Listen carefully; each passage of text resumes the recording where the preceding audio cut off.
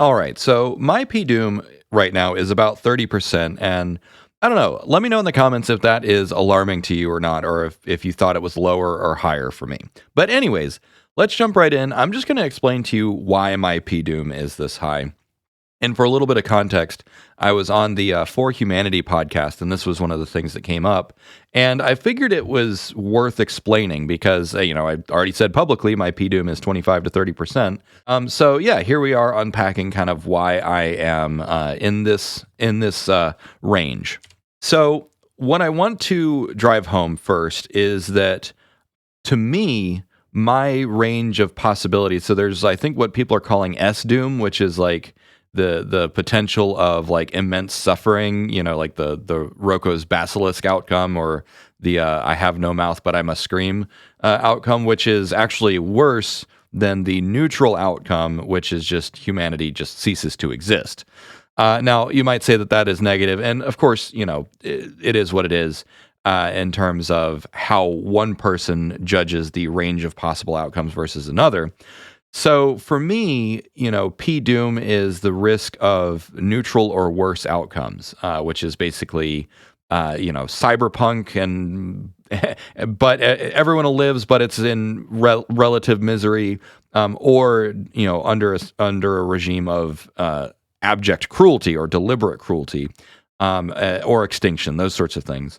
So that I currently have between 25 and 30%. And kind of one way to think about it is that the default outcome is not good. And so the way that some people say it is, if we do nothing, the standard default trajectory is generally going to be bad.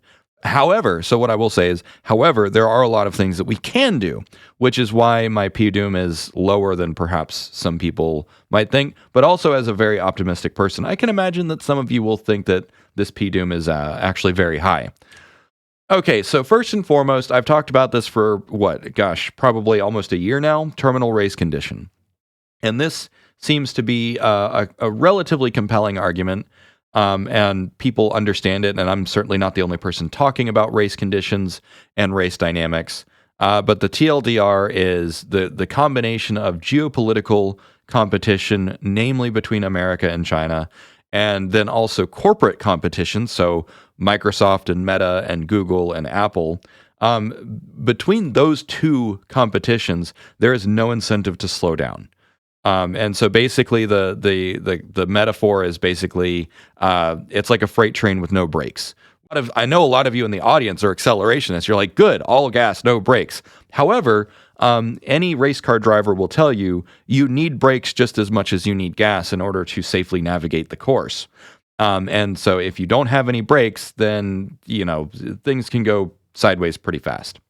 The other thing that I've started talking about recently is techno-oligarchy. And the last time I mentioned this, you guys kind of liked that term. So an oligarchy is rule by a few. And so essentially what we have right now is a competition of a handful of billionaires, namely like Sam Altman, Elon Musk, and Mark Zuckerberg are kind of the only ones really leading the charge on this stuff. And I know that they're not the only ones. Microsoft has their own initiatives. There's plenty of open source initiatives. Apple has their work on LLMs. But the point is, the number of players, the number of participants who are making earth-changing decisions is very small. And just from a statistical standpoint, statistically speaking, each of these, main players has flaws in their reasoning. They have blind spots. They have emotional motivations that are unclear. And again, this is saying that I believe that they do have good intentions. I do believe that Sam Altman and Elon Musk and Mark Zuckerberg, I don't think that they are, the evil, conniving billionaires that some people think that they are. Certainly, they have character flaws, and those character flaws are magnified by their wealth and outsized influence. But I don't believe that they're abjectly evil. Despite that, they're also human. And, to err is to be human. And that is just structurally not good. I think that this represents one of the greatest vulnerabilities in the current developmental landscape. Now, beyond that, there are many, many systematic reasons that we should be on the lookout for things to kind of go in the wrong direction, and that is regulatory capture.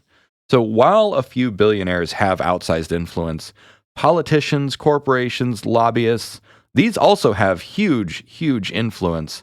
And you know what? I mean, everyone acting in their own rational self interest, whether you're a politician or a CEO or an investor or whoever, everyone wants more wealth and everyone wants more power. And a million little decisions that these people make will kind of tip the scales in their own favor, and that could result in regulatory capture. So regulatory capture has been discussed quite a bit, but the very short version of what regulatory capture is basically where the government, who is supposed to be the overseer, takes too much of a lead from the industries that they're trying to regulate, and in fact just ends up reinforcing either natural monopolies or freezes out the best interest of the people and instead serves the best interest of the organization. Boeing right now is currently going through a corporate implosion, and that is a prime example of regulatory capture. Boeing, because of the military-industrial complex, because of their relationship with the Defense Department here in America, they held all the keys, all the power, and so they used this to bully other companies. They used it to buy influence to trash their own regulations. Which, oh, by the way, that's why some doors are exploding off of Boeing airliners right now. And you know, if you don't believe me, just go watch the Cold Fusion episode on it. They sum it up in about 10 minutes. Anyways, so regulatory capture is alive and well. It is something that is actively happening. And if this happens with artificial intelligence, then, you know, we should expect to see some of the same boneheaded failures, because invariably corporations, their interest does not align to the best interests of everyone else. Corporations have a profit motive, and short-term thinking due to financial engineering basically means that they say, what decision can we do to make the next quarter our best quarter yet? They're not thinking in terms of years or decades, and they're certainly not thinking globally. And again, they are not incentivized to do so. And I know that Sam Altman and OpenAI will say incentive structures matter, but look at what happened when they tried to create an unusual board structure to align those incentives. What happened? The whole thing blew up. Sam Altman got fired, and now Microsoft has more control over the board. So guess what? We're gonna be a little bit weird and offbeat like Silicon Valley. Didn't work out. It blew up in their face. Now, another thing that worries me is kind of the dystopian cyberpunk trend. And I know that a lot of you will, you're familiar with the World Economic Forum and Davos and all those, and kind of the catchphrases, you will own nothing and be happy. And this is a very legitimate reaction, especially when you see like in the video game industry, where it's like, people just have to get used to not owning their video games. And everyone from Amazon to others, they'll just arbitrarily delete your digital content. And it's one thing if you just have a subscription service and it's like, okay, there's a catalog and you're a subscriber. But when you purchase something and then a company that you purchased it from deletes it, that's not acceptable. So if this trend continues and we enter into an entirely rent-seeking based economy, which is possible, then that's gonna continuously disempower individuals. And this is why when I talk about post-labor economics, we need to focus on economic agency for individuals. However, most people, movers and shakers, whether it's politicians or economists or even CEOs and billionaires who ostensibly have our best interest in mind, they're not talking about economic agency for individuals. You probably saw in the news, Bill Gates just said, AI could reduce the work week to 3 days. And it's like, I mean, yeah, there's not really any physical reason that couldn't happen. But at the same time, if you start to phase out labor, then you start to phase out, kind of the pillar of what drives most people's economic agency, which is the ability to exchange their labor for money. And then, of course, once you have money, you can make a demand on the economy. But if we move in the direction of strictly UBI, which many of you very helpfully pointed out, if you're entirely dependent on the government, then the government holds all the cards, and that's just not a good place to be. And so kind of the trend that we're moving towards is where the governments and the corporations hold all the power and all the cards. And that's literally the definition of cyberpunk, is high-tech low life driven by corporate greed and governmental incompetence and a total abdication of responsibility. And that is the trend that we are currently on. And so when I said earlier that kind of the default path is a bad path, this is the default path, and it is the path that we're on. And it will take new ways of thinking and new levels of coordination to get off of this path, to change tracks, so to speak. Now, this is something that was pointed out a few months ago when I first started talking about things like terminal race condition and attractor states in Moloch. And a lot of you out there in the audience pointed out that if things get bad, then we're probably going to be on that trend forever, and it's just going to continue to get worse. And so this is what's called an attractor state. And so an attractor state is kind of the inevitable end state that systems tend to trend towards based on the rules, paradigms, and incentive structures and other systematic aspects of it. Another way to think of it is there's sort of a gravitational pull, like you get caught in the gravity well of a black hole, and in this case, the black hole could be post-apocalyptic dystopia, and there's a sort of like an event horizon or a point of no return that we might be heading towards. I don't know if there is one, if we've already passed it, or if it's still on the horizon. But the point is that once a system gets to a point where it is unsustainable, and it will just slowly die over time. And in this case, the system that I'm talking about is the socioeconomic and geopolitical system of the entire planet. And so if, for instance, governments become non-functional and corporations become too powerful, there might be a point of no return from which we just cannot recover until collapse actually happens, or worse. Another thing is coordination failures. And so this is one of the things that kind of alarms me, is that those people who are most equipped to point out these things sometimes do things to hurt their own credibility. There's this slide is definitely throwing some shade, because while I admire Connor Leahy and others like Eliezer Yudkowsky, they have a good point, but they do things and behave in certain ways that do not lend credibility. And honestly, that's why I stopped wearing my Star Trek outfit, because I realized, yes, the gag was fun. I got to 100,000 subscribers by dressing like Jean-Luc Picard from Star Trek, but I also need to be taken seriously. Likewise, if you have someone who looks a little bit like V from V for Vendetta, who uses postulates and rhetoric that is far and above what most people understand, yes, I believe that Connor is right, but he's not really catering to the audience, and he's not catering to, basically he's not optimizing to be understood.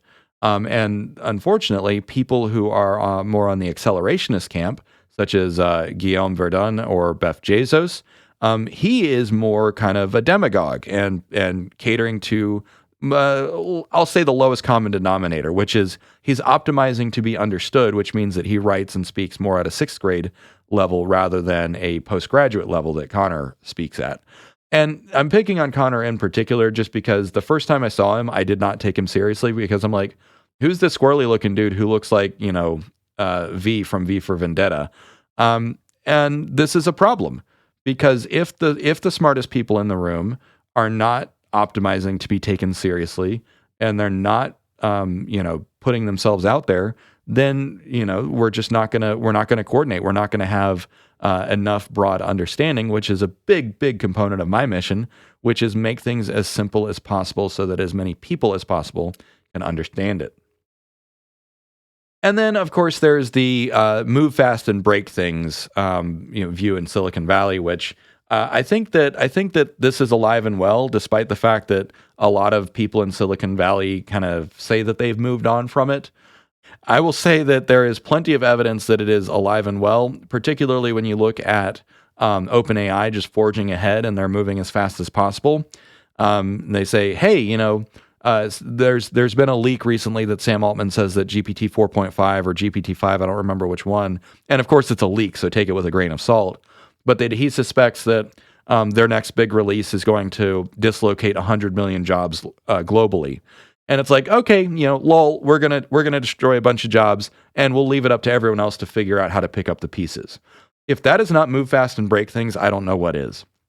Now, another problem with this Silicon Valley hubris is that they tend to take a very tech-centric view of everything, where if it's not data, if it's not code, if it's not math, it doesn't matter.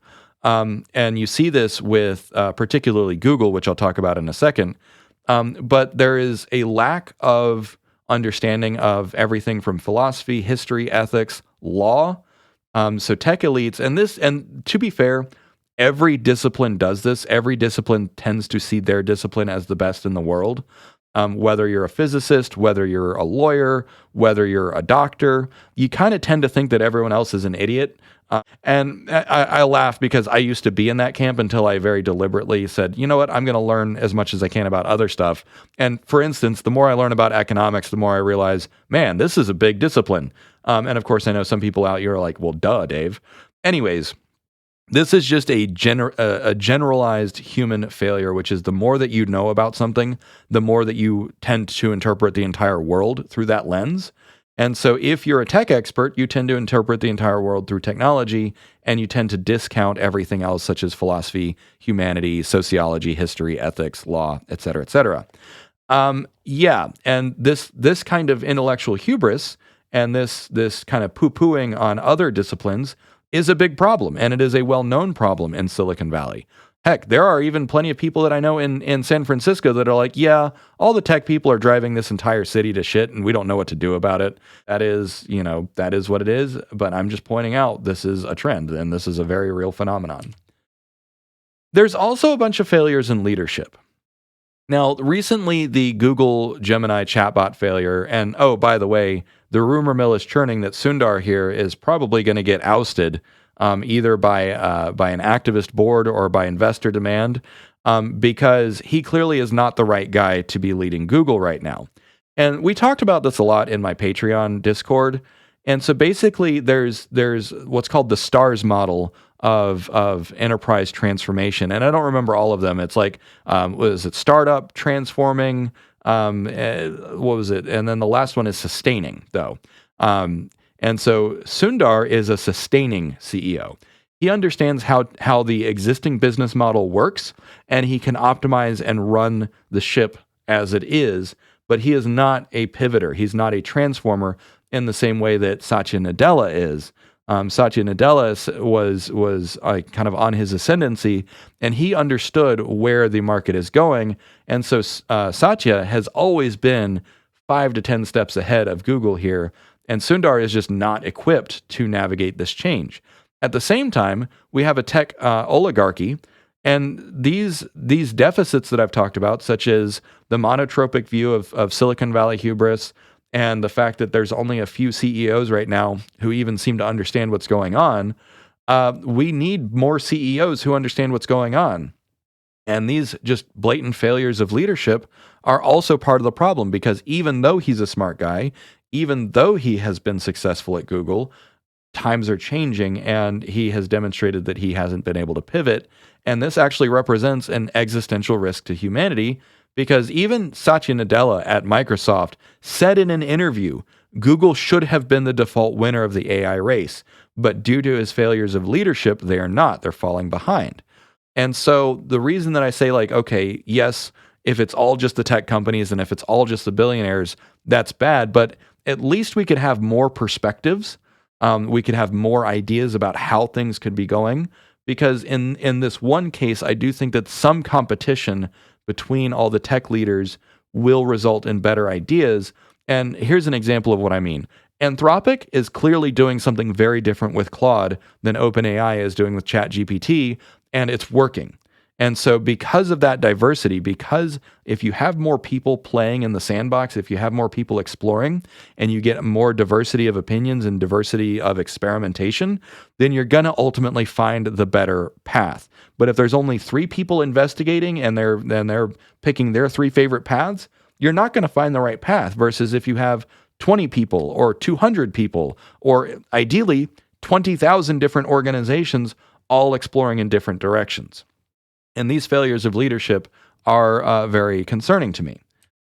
Now, one thing, so this is the silver lining that I'll say, is that the Edelman Trust Barometer just came out a couple weeks ago, and I was going to do a video on this entire thing, but then it kind of changed form to this. And so one of the pages on this PDF, and you can, if you just search for 2024 Edelman Trust Barometer, you'll find the PDF. It's easy enough to find. But on one of the pages, they talked about how in the US in particular, trust in AI companies has declined from 50% to 35%. Or I don't know if it's a percentage, but the index has fallen quite significantly. And so in the last 4 or 5 years, this has been a pretty dramatic decline in trust in AI companies. And what I will say is, this is what coordination looks like. Now, of course, the government is downplaying this. Of course, the corporations are downplaying this. They're all pretending like, oh, AI isn't that big of a deal. But the numbers don't lie. If the vast majority of people in America do not trust AI companies now, then like the silent majority is speaking. And guess what? We do have some power and agency in this. You can cancel your accounts at OpenAI if you don't agree with what they're doing. You can get off of Twitter. Oh, and by the way, the data shows that Twitter usage has declined 30% since Elon Musk took over. Vote with your feet, vote with your dollars, and then vote with your vote. You can pay attention to politicians, both at the state and federal level, who are paying attention, who get this. And again, you can't stop the signal, Mal. Right? If this trust index continues on this trend, then we are collectively skeptical of this thing. And so even though I have criticisms of my fellow, some of my fellow commentators that I mentioned earlier, maybe it's working. You know, maybe their messaging is still working. But at the same time, there's also more that they could do to make sure that they're taken more seriously. Yeah. So thanks for watching. I hope this wasn't too much of a downer. And again, 30% is probably higher than is ideal. As John, the interviewer over at For Humanity said, like, yes, it's lower than it could be. It's higher than it should be. The X risk is currently unacceptably high. And I agree with him on that. Even though we have a different approach to many things, I do agree with that assertion that X risk is unacceptably high right now. So I just wanted to kind of paint a picture as to where I'm at with all this. So thanks for watching. Cheers.